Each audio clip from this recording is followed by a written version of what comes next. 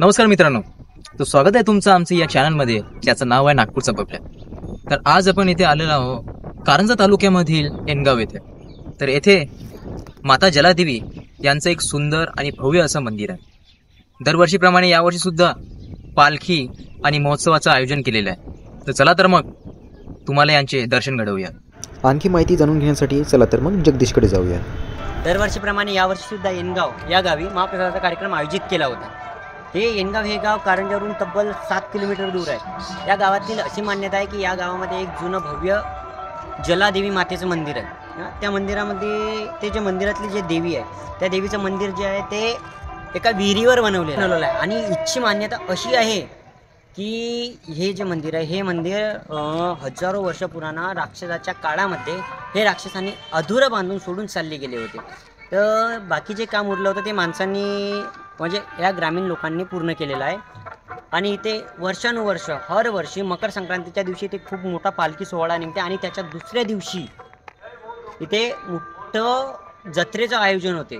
आणि ते भजन कीर्तन सप्ताहामध्ये सगळे काही होते. आसपासच्या जेवढे काही गाव आहे त्या सगळ्या गावांमधून इथे पालखी येते. जसं पिपरी, लिंगा, उमरी, राजनी अशी कितीतरी गाव आहे ज्या गावातून इथे पालखी येतात आणि पुरे गाव आणि आसपासचे 2-3 गाव हे सुद्धा घुमून येतात. गावामध्ये प्रवेश करतात इथे आपल्याला श्री माता जलादेवी यांचे प्रवेशद्वार पाहायला मिळते.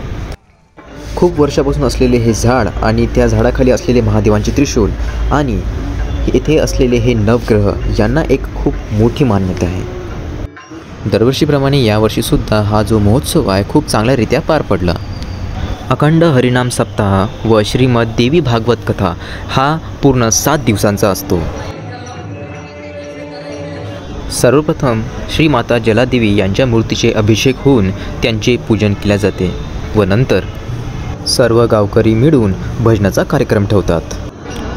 यांमध्ये श्री गुरुदेव सेवा पुरुष भजन मंडळ, श्री संत लटारे महाराज भजन मंडळ, त्यानंतर सावित्रीबाई फुले महिला भजन मंडळ व सद्गुरू विनायक उर्फ लटारे महाराज भजन मंडळ व त्याचसोबत जलादेवी महिला भजन मंडळ एनगाव, श्री रमेशराव डोबले व लीलाबाई मोरे यांचा संच व गावातले इतर सदस्य येऊन भजन म्हणतात. दरवर्षी पालखी सोहळा हा खूप आनंदामध्ये साजरा केला जातो.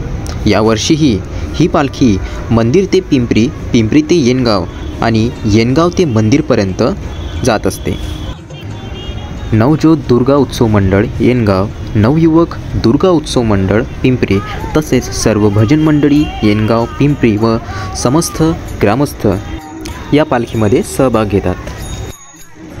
या पालखीमध्ये येनगाव, पिंपरी, लिंगा, उमरी, गारपीट, धामकुड, पांजरा, सेलगाव, चिंचोली, जुनापाणी, भालेवाडी, बोरगाव, धावडी, धावसा, सावल आणि गवंडी इत्यादी वेगवेगळ्या ठिकाणाहून इतर ग्रामस्थ पालखीमध्ये सहभागी होतात. खूप आनंदात साजरा होणारा हा पालखी सोहळा हे बघण्यासाठी लोक दूरदूरवरून येतात.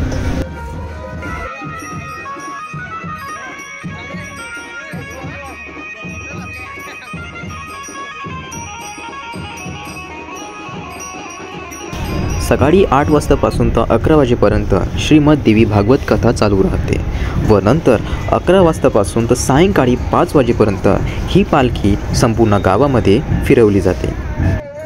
वेगवेगळे भजन मंडळी आपले गीते व भजन येथे सादर करतात. सकाळी 8 वाजता ते 10 वाजेपर्यंत होम हवन चालतो व नंतर 11 ते 2 वाजेपर्यंत काल्याचे कीर्तन होते व सायंकाळी 4 वाजता महाप्रसादाला सुरुवात होतो. मंदिराचे दर्शन आणि महाप्रसाद घेतल्यावर मी आणि जगदीश निघालो आहे जत्रेकडे. येथून मी घेतली आहे माझ्या भाषेसाठी एक मिनी थार आणि जगदीशने घेतलेले आहे हेलिकॉप्टर.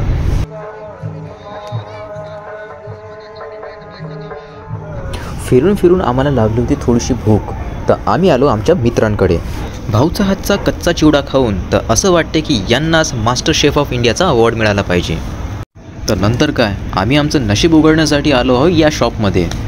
तर चला तर मग थोडंसं गेम खेळूया. आणि सर्वात जास्त उत्सुक असलेला हा माझा मित्र जग्गू म्हणत होता की 100ची नोट तर मीच नेणार पण बेटर लक नेक्स्ट टाईम. त्याचंच अनुकरण करता करता मी पण तेच केलं पण 100ची नोट 16 हो साधा बिस्किटचा पुडासुद्धा आला नाही.